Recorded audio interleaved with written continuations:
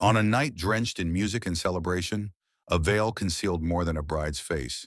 It concealed a turning point, a destiny quietly unfolding, unnoticed, unwanted, and unstoppable. The entire village had waited for this wedding. For weeks, anticipation had moved like wind through the streets.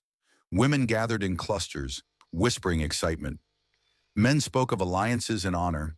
Children ran barefoot between lanterns, chasing laughter that seemed to hang in the air. That night, the village shimmered. Oil lamps flickered like stars brought down to earth. Drums echoed across courtyards. Dance with me! Together we turn! The scent of spiced food and sweet incense wrapped around every corner. Everything felt alive. Everything, except one room. Inside, away from the celebration, she sat, still, silent. Her bridal veil rested over her head, heavy not just with embroidery, but with truth. Her hands trembled in her lap, not from fear of marriage, but from the weight of what she carried inside. She knew what this night truly meant. She knew what it would cost. Outside, her younger sister moved like light itself, admired, desired, effortlessly seen. Laughter followed her, compliments found her. Eyes turned when she passed. She did not have to try. She never had. But inside this room sat the one who had learned a different language. The language of being overlooked, of being compared, of shrinking so others could shine. A soft knock broke the silence. Their father stepped in. His face was gentle, but his eyes carried decisions already made. "Are you ready?" he asked quietly. She looked up at him, eyes tired from years of silent questions, eyes that had learned not to expect answers. "I am ready," she said, "but readiness is not always agreement, and obedience is not always peace." Outside, the celebration rose to its peak. Songs swelled, feet moved in rhythm, joy filled every space it could find.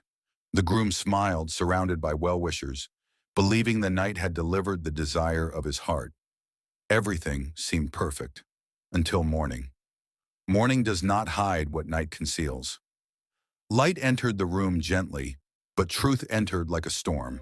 The veil was lifted, and in that moment, everything changed. "This is not the one I asked for." His voice shattered the quiet. It echoed through walls, through hearts, through her.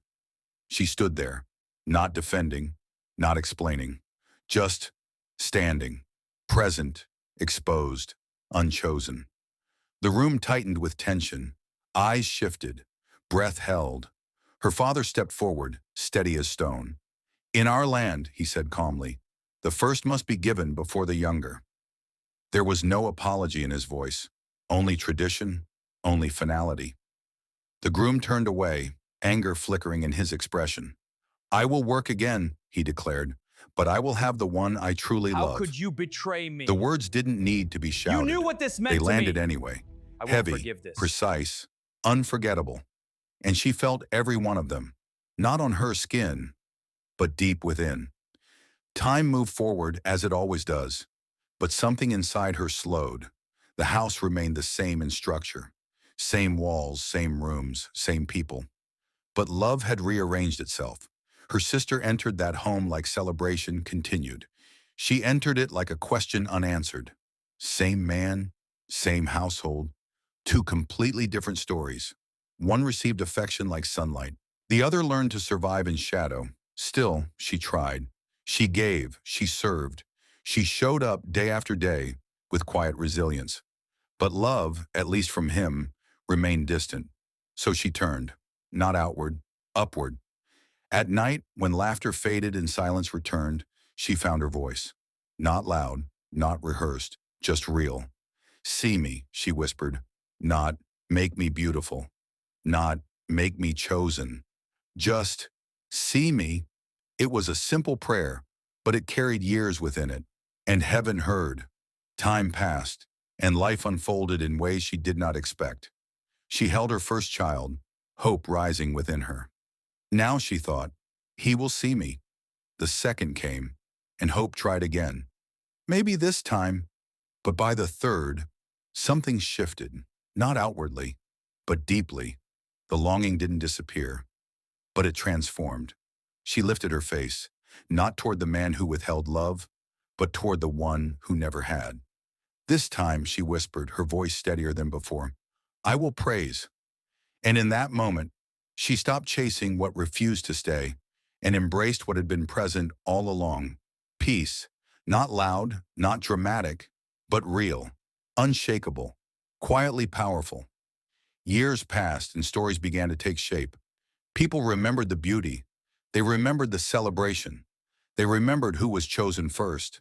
But history, true history, remembers differently. It remembers endurance. It remembers transformation. It remembers the unseen becoming undeniable. And her story, the overlooked one, the rejected one, the one who learned to praise in pain. Her story outlived admiration, outlived comparison, outlived preference. Because what is built in pain carries a depth that approval never reaches. You may be overlooked by people, misunderstood, set aside, but being unseen by others does not mean being unseen by God.